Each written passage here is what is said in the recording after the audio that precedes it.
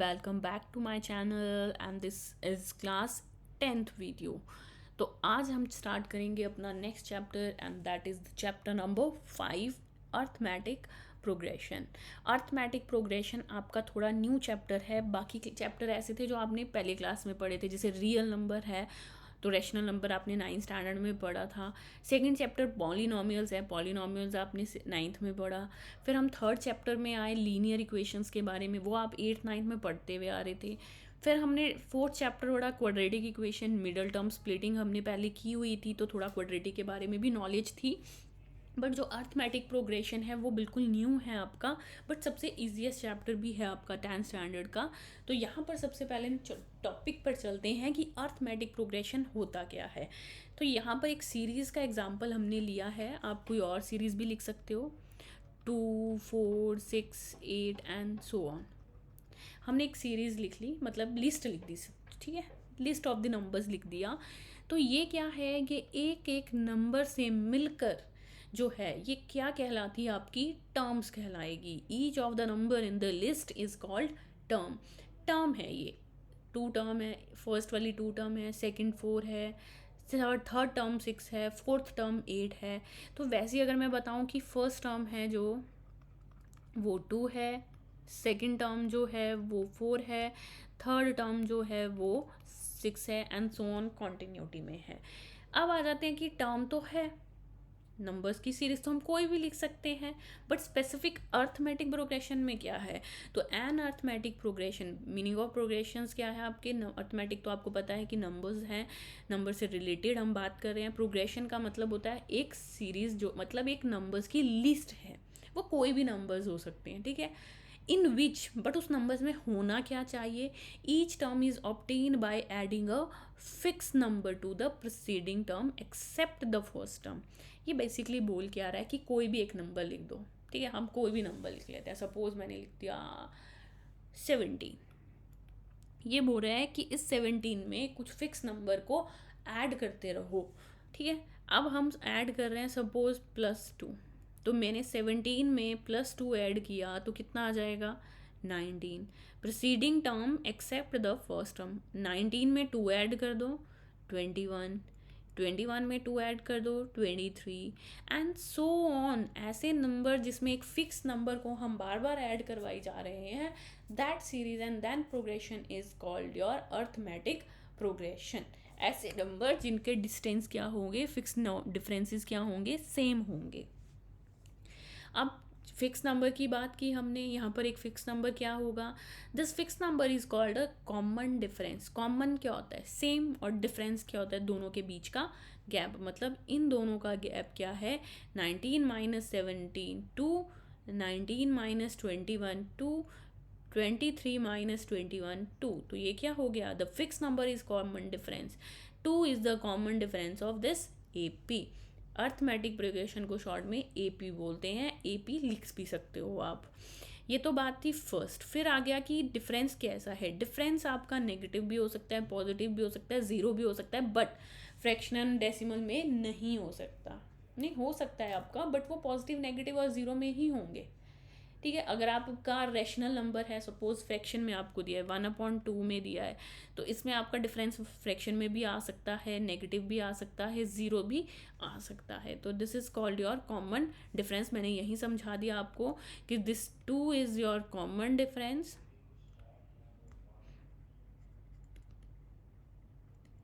और जो ये नंबर ऑफ लिस्ट है ये क्या कहलाएगी, अर्थमेटिक प्रोग्रेशन। फिर अब जनरल फॉर्म ऑफ AP क्या होगी आपकी। जनरल फॉर्म में हमने क्या किया, पहला नंबर जो फिक्स है A बोल रहा है इसको, the first number will be A। तो सेकंड को लाने के लिए हमने क्या करा, इसमें 2 ऐड किया। फिर थर्ड में ऐड करने के लिए एक और 2 ऐड हुआ। तो आप या तो इसको जनरल फॉर्म इस तरीके से लिख सकते हो, या आप इसको बोलेंगे first term is A1, second A2, third A3, A4 and so on. इस तरीके से भी आप लिख सकते हो, जो आप इसके नंबर के नीचे, अल्फ़ाबेट के नीचे लिखते हो, दिस इज़ फर्स्ट टर्म, मतलब इस केस के अकॉर्डिंग A1 17 होगा, A2 19 होगा। तो A1 क्या है आपका, फर्स्ट टर्म होगी आपकी, A1 is the first term. A2 कैसे निकलेगा आपका, इसने क्या बोला कि previous one preceding number fix number को ऐड करना है, तो हम A1 में ऐड करेंगे D। A3 कैसे निकलेगा आपका, प्रीवियस वन में A2 में ऐड करेंगे D। प्रीसीडिंग वाले टर्म में एक फिक्स नंबर को बार बार ऐड करते चलोगे तो अर्थमेटिक प्रोग्रेशन बन जाएगा। तो आप इस जनरल फॉर्म को भी लिख सकते हो, इस तरीके से भी याद रख सकते हो, बेसिकली आएगा सेम ही। एक बार डी ऐड किया, एक बार 2 टाइम ऑफ डी ऐड किया, फिर third 3 time of D add किया, दोनों का मीनिंग सेम है। अब बस यही चीज़ हमारी फर्स्ट एक्सरसाइज में है यहाँ पर कि कॉमन डिफरेंस क्या है, फर्स्ट टर्म क्या है आपकी, और वो अर्थमेटिक प्रोग्रेशन कब होगा, जब उसके कॉमन डिफरेंसेस क्या होंगे, सेम होगा। तो इन 3 चीज़ों से रिलेटेड हम क्वेश्चन करेंगे इस एक्सरसाइज में। तो this is your exercise 1। In which of the following situation does the list of number involved make an arithmetic progression and why? कब, क्यों है, और अगर है तो कैसे है। The taxi fare after each kilometre, ये बोल रहा है कि अगर आपने 1 किलोमीटर तक डिस्टेंस चला, 1 किलोमीटर तक आपकी कॉस्ट क्या लग रही है, 15 rupees for the first kilometre and ₹8 for each additional. ये तो 1 किलोमीटर था, अगर आपको नेक्स्ट एक और चलना है 1 किलोमीटर तो आपको 15 तो देने ही हैं, बट कितना ऐड हो जाएगा, 8। फिर अगर आप फिर चल रहे हो तो इसमें फिर से 8 ऐड करना पड़ेगा। तो यहाँ से इसके क्वेश्चन के अकॉर्डिंग हम क्या लिखेंगे, फेयर फॉर 1 किलोमीटर, पहले किलोमीटर के लिए फेयर क्या है, ₹15। तो जब हमने फॉर फर्स्ट किलोमीटर ही बोल दिया तो ये क्या हो जाएगा आपका, A1। Fair for second kilometre, 2 kilometre के लिए, ये तो फिक्स चार्ज है, पहले के लिए देना ही पड़ेगा आपको।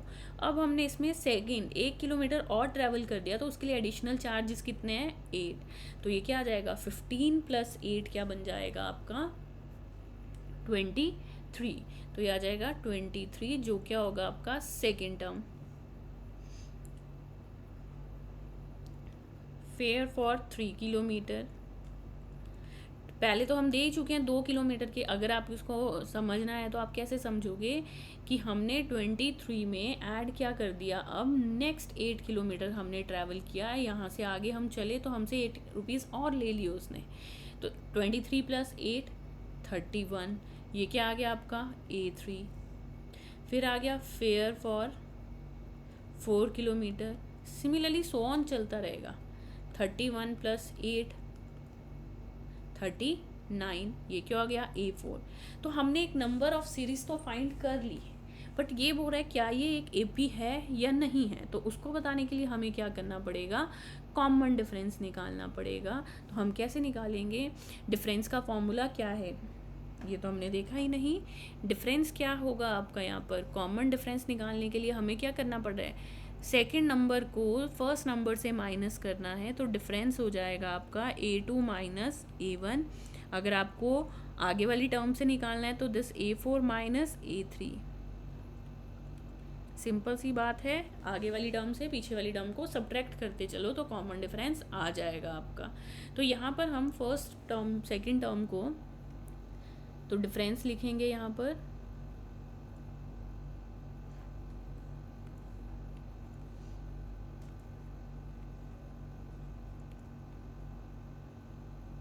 डिफरेंस कैसे निकलेंगे, A2 को A1 से माइनस करेंगे, पहली डिजिट तो यही थी ना आपकी। तो 23 - 15 को जब हम माइनस करेंगे तो क्या आ जाएगा आपके पास, 8। फिर A3 को माइनस करेंगे A2 से, 3 के प्रीसीडिंग कौन है, A2 है ना। तो ये आ जाएगा 31 - 23 8। A3 के बाद हमने A4 भी निकाला है, आपको इतनों में ही पता लग गया, या और निकालना है तो आप निकाल सकते हो। A4 - A3 39 - 31 again 8। तो यहाँ पर तीनों के कॉमन डिफरेंस हमने निकाल दिए तो वो सेम आ रहे हैं। तो देयरफॉर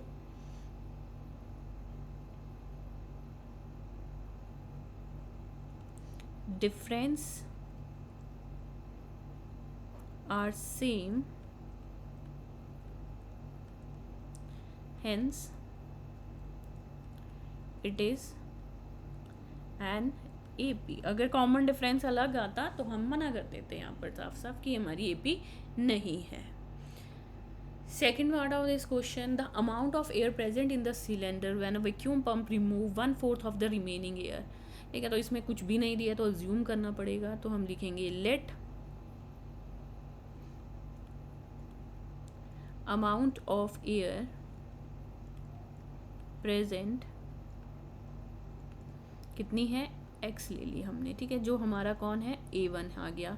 अब ये बोल रहा है कि सेकंड में जब उसमें पंप इवेलुएट कर रहे हैं तो कितनी एयर रिमूव हो रही है, 1/4, तो क्या आ जाएगा आपका, आफ्टर फर्स्ट रिमूवल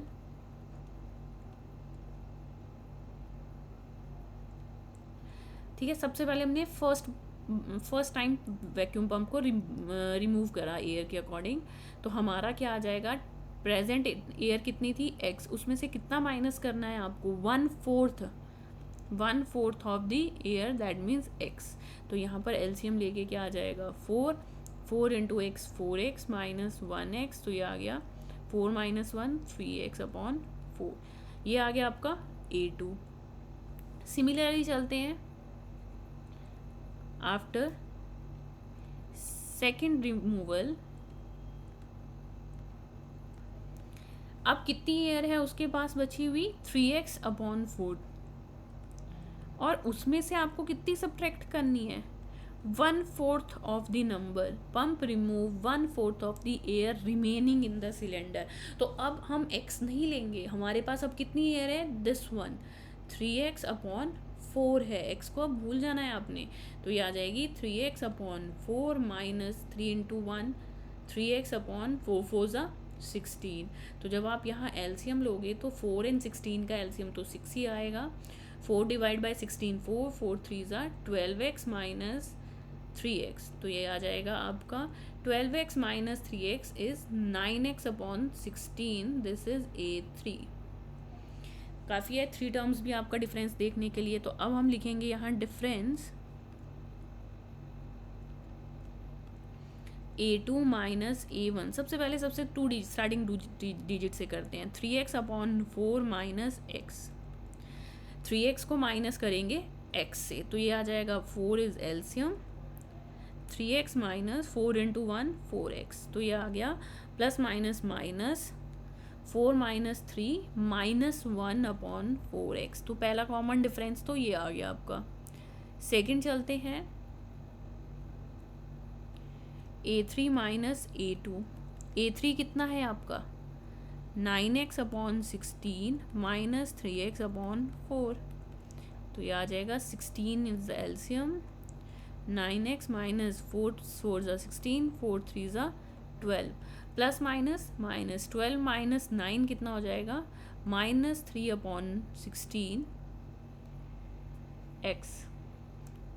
तो देखो ये दोनों ही डिफरेंसेस सेम नहीं आ रहे, तो आगे निकालने की ज़रूरत ही नहीं पड़ी आपको।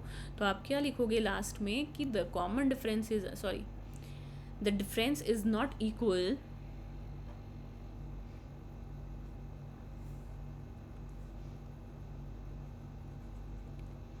differences are not equal, hence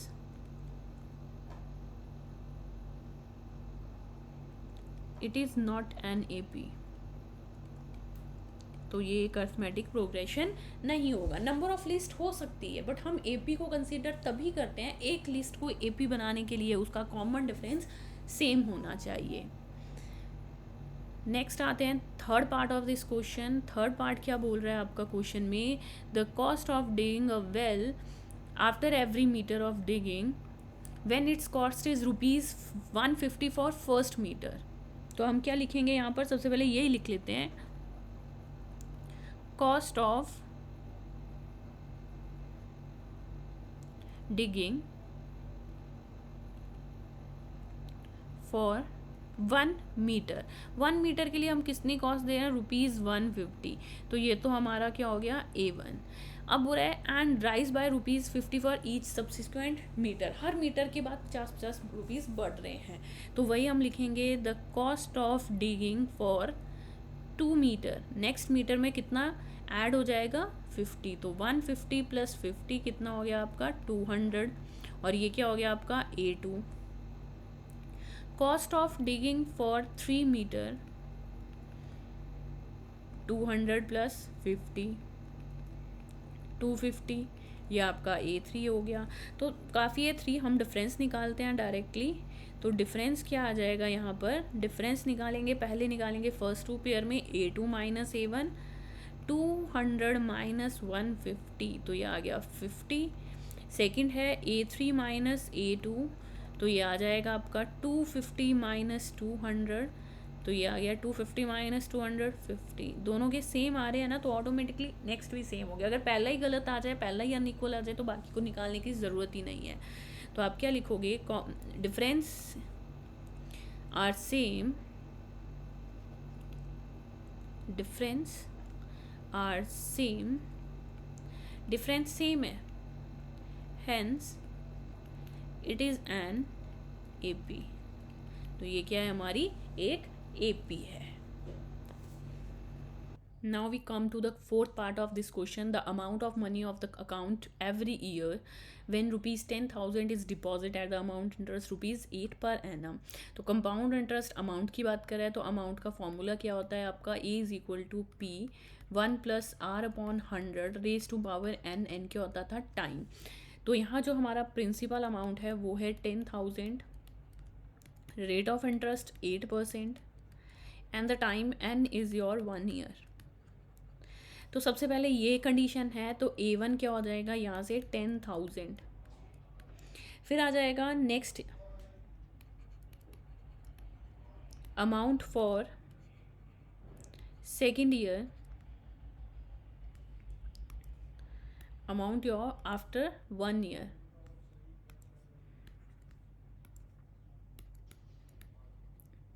ठीक है, तो पहले अमाउंट में 1 ईयर का क्या आ जाएगा formula 10,000 1 plus R 8 upon 100 raise to power 1, तो वो डिफरेंस कुछ नहीं आएगा, तो ये आ जाएगा 10,000 इंटू एलसीएम लोगे जब आप 100 प्लस 8, तो यहाँ 2 0 से 2 0 कट हो जाएंगे, तो बाहर हमारे पास बचा 100 और अंदर आपके पास बचा 108, तो ये आ जाएगा आपका ₹108 और 00, तो ये आ गया हमारा A2। ठीक है, तीसरी निकाल देते हैं, तीसरे के बिना हमारा नहीं काम होगा। तो हम क्या लिखेंगे यहाँ पे, अमाउंट फॉर सेकेंड ईयर। अब आपका जो सेकेंड ईयर में अमाउंट है वो अब आपका प्रिंसिपल क्या हो जाएगा 10,800, 1 plus R is your 8 upon 100, timing जो हो जाएगी वो क्या हो जाएगी 2 ईयर, तो ये आ जाएगा आपका 10,800 एलसीएम 100 प्लस 8 पावर 2, मतलब 2 बार ये आपका ब्रैकेट है यहाँ पर, तो ये आ जाएगा आपका यहाँ से एलसीएम लेने के बाद क्या आ जाएगा आपका 108 10,800 मल्टीप्लाई 108 अपॉन 100 एंड 108 अपॉन 100। जब आप इसको कटिंग करोगे तो 2 0 से 2 0 कट हो जाएंगे, इस 100 को हम लास्ट में डेसिमल में लेके आ जाएंगे। यहाँ पर आपके पास आ गया 108 इंटू 108 इंटू 108। जब आप इनको मल्टीप्लाई करोगे 108 को 108 से, तो ये आपका आ जाएगा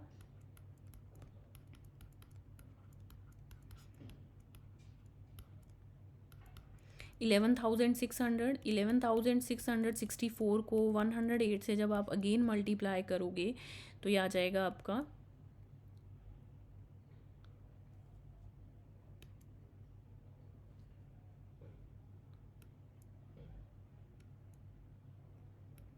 ठीक है। तो 0 से तो आपकी कोई चेंज नहीं आएगा नंबर पे। फिर हम 1 से करेंगे 46611, तो यहाँ पर आपकी जो एडिशन हो जाएगी वो हो जाएगी 2 1 7 6 3 9 15 1 प्लस 1 2, तो ये आपका आ जाएगा सभी को मल्टीप्लाई करके 12 5 9 7 1 2, तो ये आ गई आपकी multiplication of 108 3 times.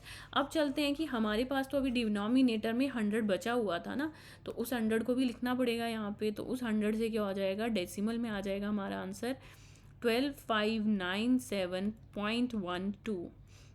This is your A3।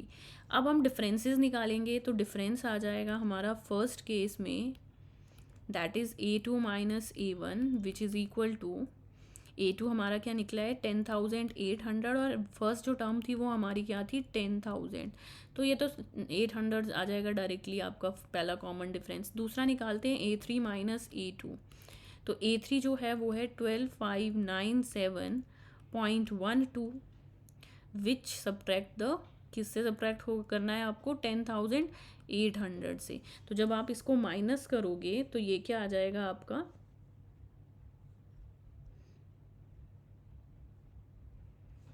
Check करते हैं, साइड में ही कर लो आप सब्ट्रैक्शन, 12,597.12 और आपका यहाँ है 10,800। तो डेसिमल की नंबर तो आपकी सेम रही। 15 माइनस 8 कितना हो जाएगा आपका 7, और ये 1, तो आपका जो डिफरेंस है वो आ गया 1797.12। तो क्या ये डिफरेंसेस सेम है? पहले दो में देखो, आपको पता लग जाएगा कि जो हमारे डिफरेंसेस आए हैं वो सेम नहीं है। तो यहाँ पर क्या लिखोगे आप डायरेक्टली, यहाँ पर आपका आ जाएगा differences are not same. Same नहीं है ना, पहले में 8 आया फिर 1 ही आया, तो आगे ऑटोमेटिकली सिम नहीं आ सकते, तो यह आएगा hence it is not an AP।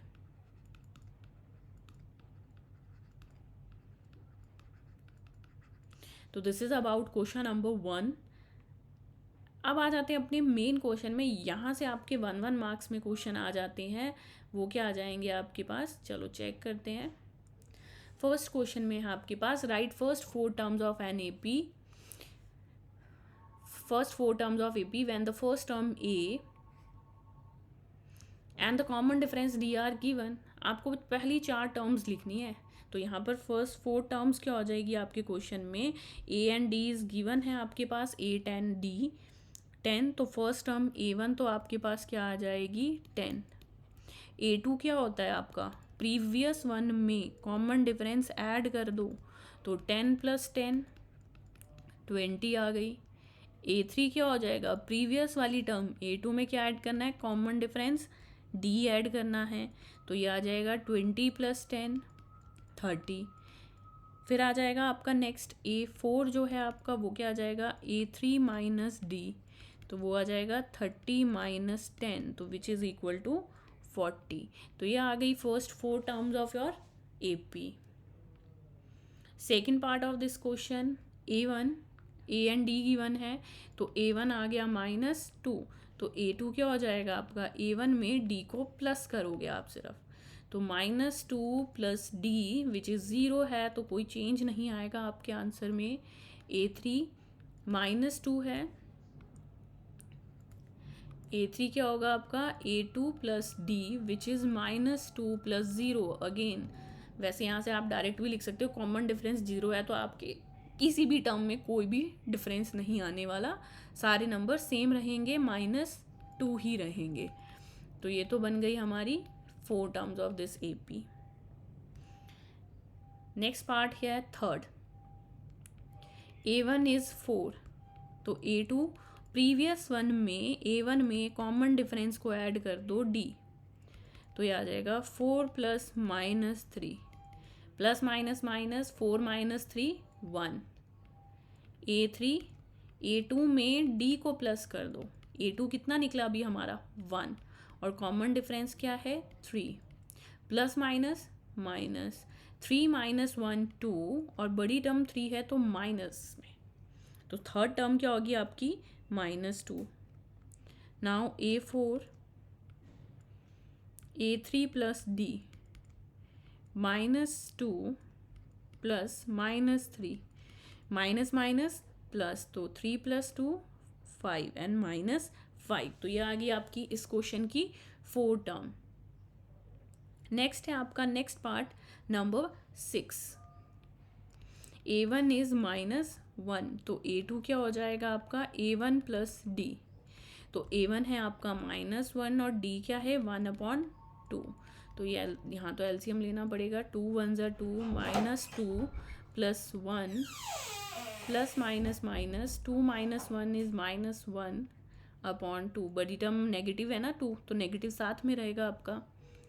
A3 A2 plus D, A2 क्या है आपका -1/2 और D क्या है +1/2। तो यहाँ पर तो एलसीएम लेने की भी ज़रूरत नहीं पड़ेगी। ये 1/2 नेगेटिव है, ये 1/2 प्लस है, तो क्या हो जाएगा 0। Next A4 A3 plus D, A3 कितना निकला हमारा 0 और कॉमन डिफरेंस कितना है 1/2। तो 0 में 1/2 को ऐड करोगे तो ये 1/2 ही रहेगा। तो these are the 4 terms of this AP। Next number 5 क्या है आपका, A1 आपका क्या आ जाएगा यहाँ से -1.25। तो A2 क्या हो जाएगा A1 प्लस D। -1.25 में प्लस करने हमने -0.25। तो देखो यहाँ क्या हो जाएगा minus minus plus, but sign negative ही रहेगा। तो 5 + 5 10 0 2 + 2 4 + 1 5।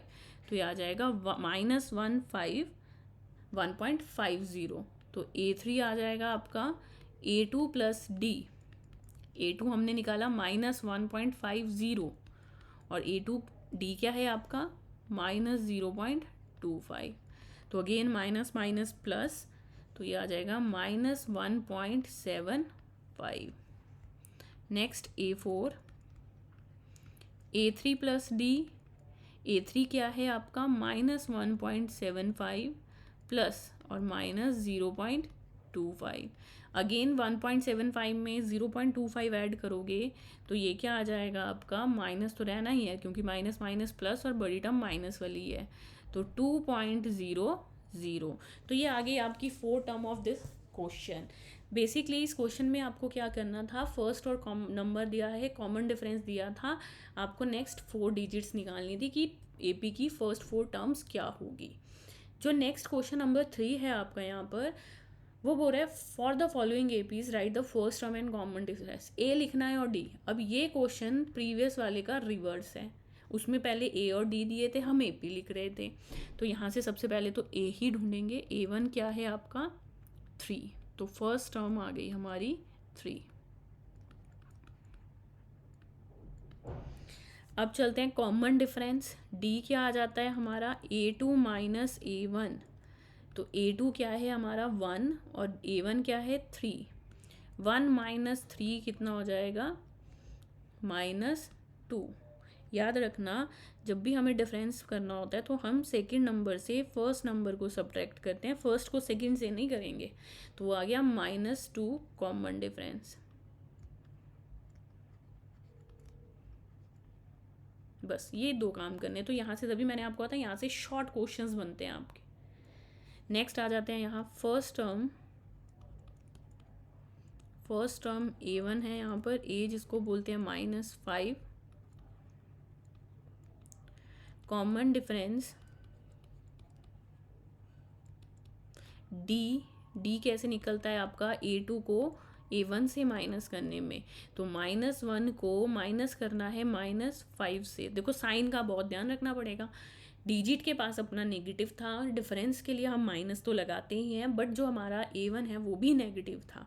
तो ये आ जाएगा -1 माइनस माइनस +5। तो ये बन गया आपका 4 common difference. Third part of this question, first term A that is your 1/3। तो कॉमन डिफरेंस क्या आ जाएगा